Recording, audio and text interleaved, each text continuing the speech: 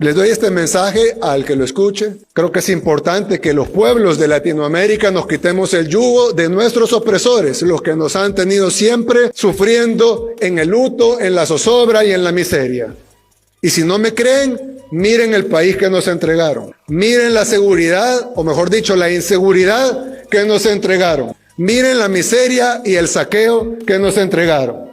Y lo que está a la vista no necesita anteojos. Y por el otro lado, vean lo que estamos haciendo. Vean la seguridad que estamos trayendo. Vean la inversión en educación en las computadoras de sus hijos. Vean la inversión en infraestructura, en turismo. Y ahora vean cómo construimos una economía resiliente, que tampoco la vamos a construir en un día, pero todos los días, 24 horas, estamos trabajando para mejorar la economía de los salvadoreños.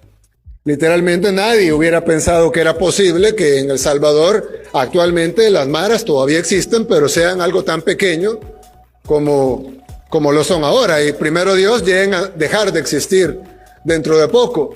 Algo que yo creo que nadie lo quería posible. Probablemente si yo me hubiera parado aquí hace un año y les hubiera dicho, dentro de un año las maras no van a existir, la gente tal vez no se hubiera reído por educación, pero en el fondo hubieran dicho, está loco.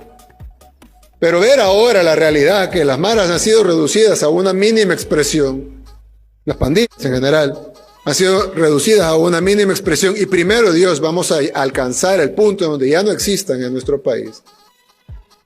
A pesar de que, increíblemente, mucho de la oposición que hemos tenido en el combate a las pandillas ha venido incluso de organismos internacionales que tratan de bloquear nuestro trabajo contra las pandillas. Y nosotros realmente, bueno, hace poco me comunicaban sobre una acción que quiere tomar la CIDH contra El Salvador por el combate a las pandillas. Y yo me pregunto, ¿qué hizo la CIDH en los últimos 30 años cuando las pandillas estaban masacrando a nuestro pueblo? ¿Por qué nunca se pronunciaron a favor del pueblo salvadoreño honrado? Pero parecería que ahora que estamos logrando defender los derechos humanos del pueblo salvadoreño honrado, defender los derechos humanos de las personas cuyos derechos no deben estar restringidos, entonces ahora se pronuncian de que estamos violando los derechos humanos de ese pequeño, ínfimo porcentaje de salvadoreños cuyos derechos deben estar restringidos para que los demás puedan tener sus derechos humanos no restringidos. Y cuando uno habla de derechos humanos restringidos, hay gente que dice, pero ¿y por qué? Si son humanos todos, claro, pero los seres humanos tienen derechos restringidos cuando han cometido una falta. Por ejemplo, un preso no tiene derecho a votar. Es derecho humano votar, sí, pero no si está preso.